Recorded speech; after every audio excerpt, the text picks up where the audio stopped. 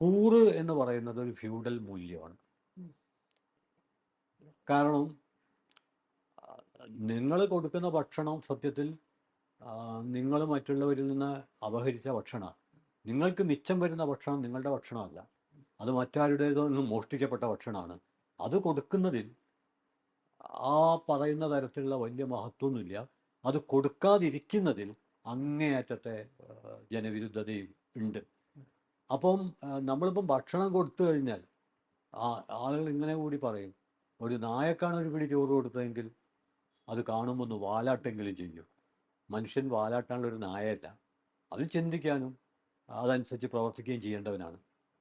അങ്ങനെ വാലാട്ടി നായ്ക്കളാക്കിയ ഒരു തലമുറയെ മാറ്റാനുള്ള ഒരു ശ്രമത്തിൻ്റെ ഭാഗമായിട്ടാണ് സത്യത്തിൽ പല ആചാര ഭീകരതകളും, ബ്രാഹ്മണിക്കൽ ആചാര ഭീകരതകളും തുടർന്നു പോരുന്നത്.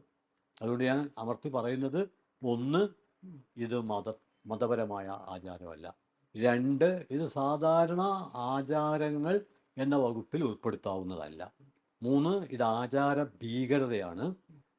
ജാതി മേൽക്കോയ്മ, അതിൻ്റെ സാംസ്കാരിക ആധിപത്യം ദൃഢപ്പെടുത്താൻ വേണ്ടി നിർവഹിച്ചുകൊണ്ടിരിക്കുന്നതാണ്.